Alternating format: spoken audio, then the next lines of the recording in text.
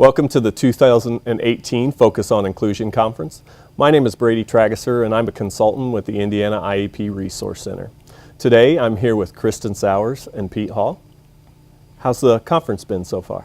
It's great. It's fantastic. Oh, we love it. And every year it's bigger and better, and just glad to be here. This is my first time, and I'm really impressed. I think the people here are wonderful. It's my first time in Indiana, which is even awesomer. Yep. Is that a word? Yeah. Okay. It is now. Yeah. So. You guys talk a lot about trauma. Tell us how trauma is affecting today's students. I think it's a pretty prevalent issue. We've had enough research released on this topic to know that it affects at conservative levels.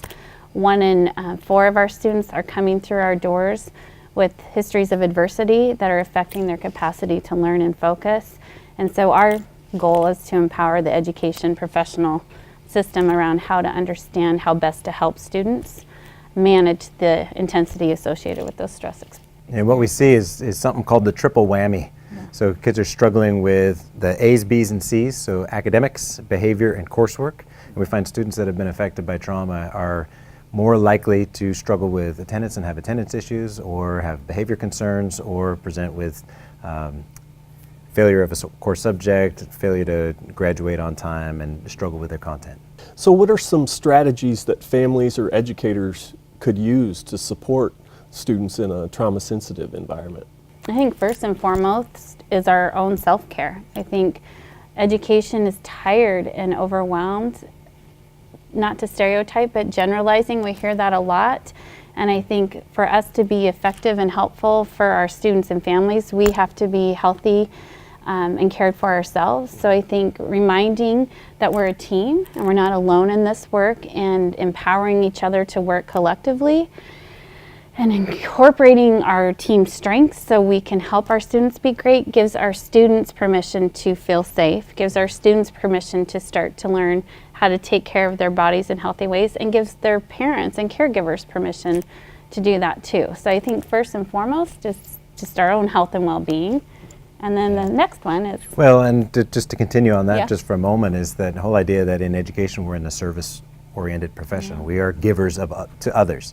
And in order for us to be able to give effectively, we got to take care of ourselves. It's kind of like when you get on the airplane, the flight attendant will tell you to put your mask on before helping others. Mm-hmm. Well, you got to put your masks on in education. We have to take care of ourselves in that regard.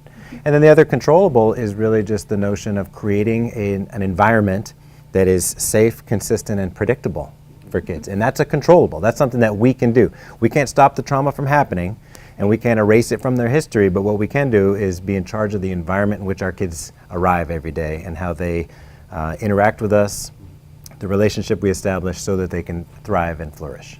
Yeah.